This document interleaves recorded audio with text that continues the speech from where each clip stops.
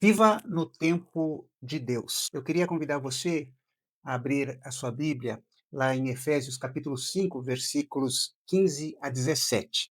Olha só o que diz a palavra de Deus. Portanto, prestem atenção na sua maneira de viver. Não vivam como os ignorantes, mas como sábios.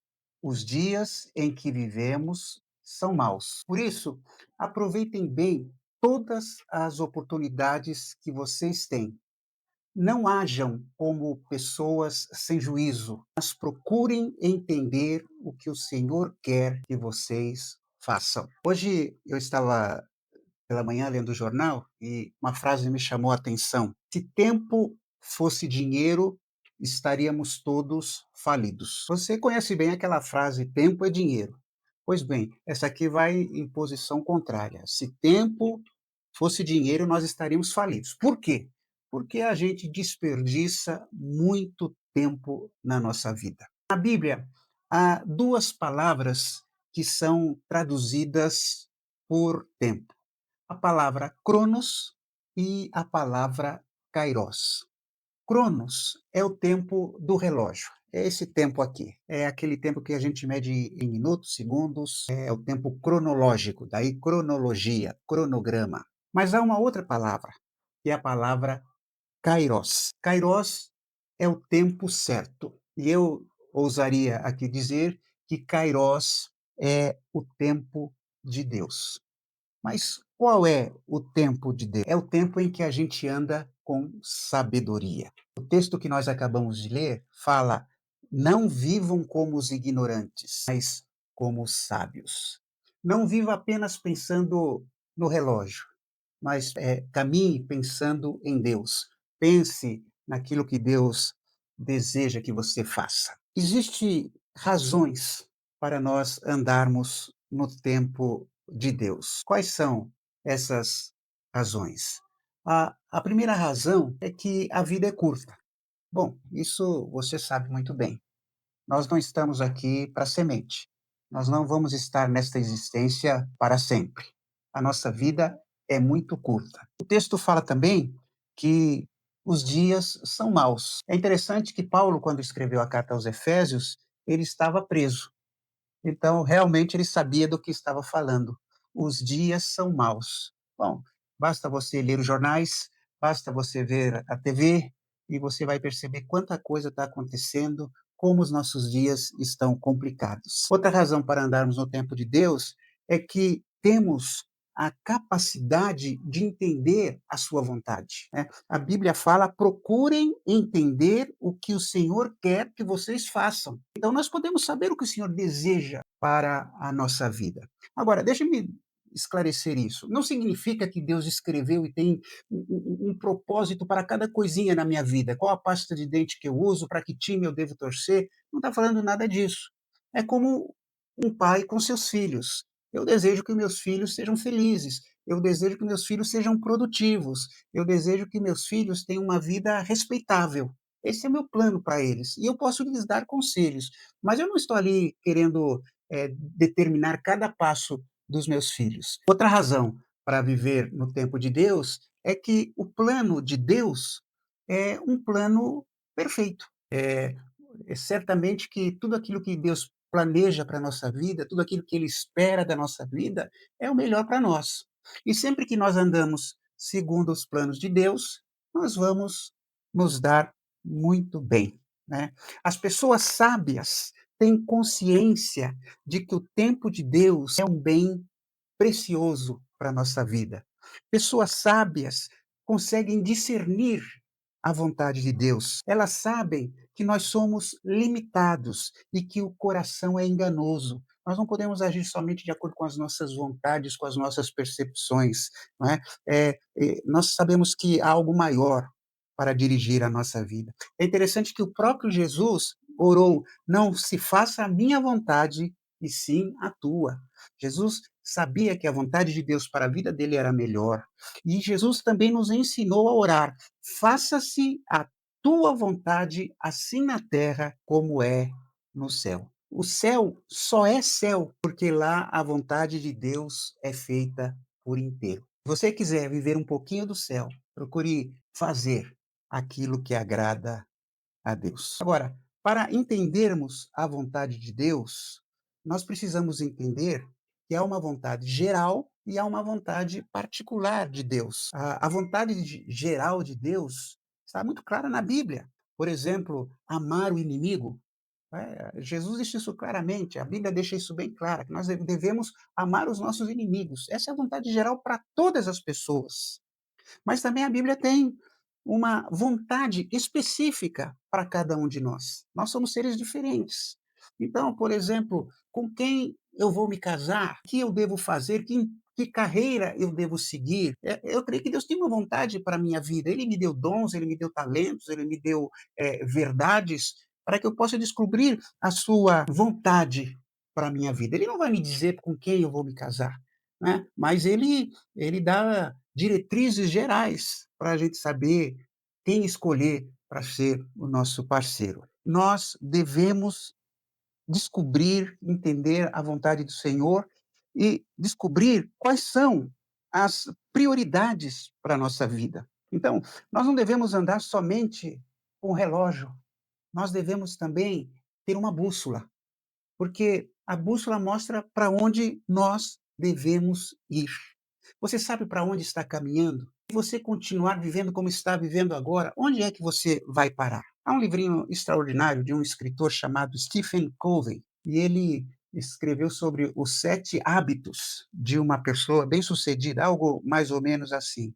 E ele fala que eu preciso, para viver bem, definir quais são as minhas prioridades. Ele fala que existem coisas que nós fazemos que são importantes e que são urgentes. Quais são essas coisas?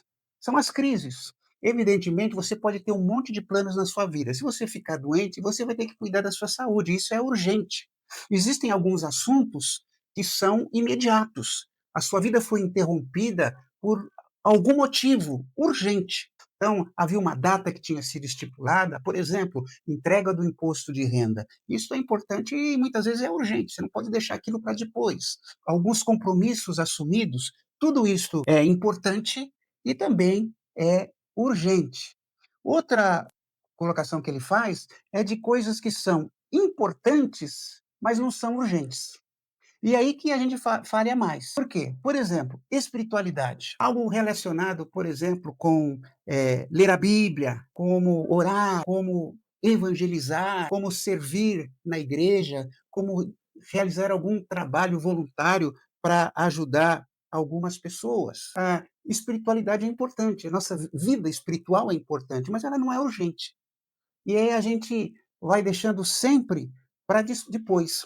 Você já parou para pensar se você gastasse algum tempo exercendo o seu dom espiritual? Você já pensou o que aconteceria se você caminhasse 30 minutos por dia? Ou 7.000 passos por dia, que é o que se recomenda para que tenhamos uma boa condição física? Você já pensou o que aconteceria se você buscasse uma alimentação saudável? Abandonasse os refrigerantes, o excesso de açúcar, gordura, sal, trigo. Eu tenho certeza que se eu me preocupasse com isso há anos atrás, eu não estaria sofrendo tanto com a diabetes. Você já parou para pensar se cuidasse preventivamente do seu corpo, ao invés de só terapeuticamente, ou seja, você só vai tratar depois que a doença apareceu, mas você não se precaveu para não ter aquela enfermidade. Você já pensou como seria a sua vida se você lesse um bom livro, pelo menos 30 minutos por dia, lendo um bom livro para abençoá-lo? Se você visitasse os seus familiares, seus irmãos na fé, se cultivasse mais amizades, qual atividade que você sabe que se desempenhasse com seriedade e a continuidade necessárias produziria resultados positivos para a sua vida pessoal, mas você não faz. Por quê? Porque não é urgente. Ah, um dia. Sabe que nós temos 4 necessidades básicas que são de vital importância. Necessidades físicas, sociais, relacionamento com pessoas, necessidades espirituais, que levam à nossa transcendência, ao nosso encontro com Deus, e necessidades mentais. Você não pode só cuidar do físico e esquecer da sua vida mental, da sua vida espiritual, social, entende? Todas elas estão ligadas. A nossa vida é como uma mesa de 4 pés, pernas, não é? E se falta uma, vai ficar capenga. Muitas pessoas só estão dando prioridade para certos aspectos da sua vida e esquecendo outra. Bom, outro dentro daquele esquema de prioridades, o Stephen Covey fala também de coisas que não são importantes, mas são urgentes. Muitas vezes a gente fica sendo interrompido por muitas coisas, muitas pessoas, certas reuniões que muitas vezes não levam a nada, certas mídias que a gente ouve, atividades, coisas que são irrelevantes para a nossa vida. Muitas vezes nós somos levados pelas prioridades dos outros e não são as suas prioridades para a sua vida. E existem também aquelas coisas que não são nem importantes, nem são urgentes, são banalidades. Você já parou para pensar como a gente fica, muitas vezes, distraído ali com o TikTok, né? Fica ali vendo aquele monte de videozinhos, perde tempo na internet. Muitas vezes você perde tempo sem fazer nada de realmente importante, distrações que não levam a nada, trabalho supérfluo. Bom, quanto àquelas coisas que são urgentes e importantes, vamos fazer agora. Se eu preciso fazer, se tem que ser feito, dê prioridade àquilo. É urgente, é importante. Então, eu vou fazer. Aquelas coisas que são importantes, mas não são urgentes, eu tenho que agendar. Então você precisa se programar. Agende momentos para a leitura da palavra de Deus, momentos de oração, agende suas atividades na igreja. Tem pessoas que acham que igreja é para quem não tem o que fazer. Você vai convidar alguém, vai falar com alguém da igreja até, vamos fazer, não, ando muito ocupado e tal. Quer dizer, só vai à igreja quem não tem o que fazer. Há coisas que não são urgentes, então você tem que agendar seus exercícios físicos, agendar uma leitura. Isso você precisa se disciplinar, porque não é urgente. Ela só vai ficar urgente quando você passar por uma crise e vai ver que não tem o suporte necessário para enfrentar aquelas coisas. Existem coisas também que não são importantes, mas são urgentes. Então delegue. Não tente fazer tudo sozinho.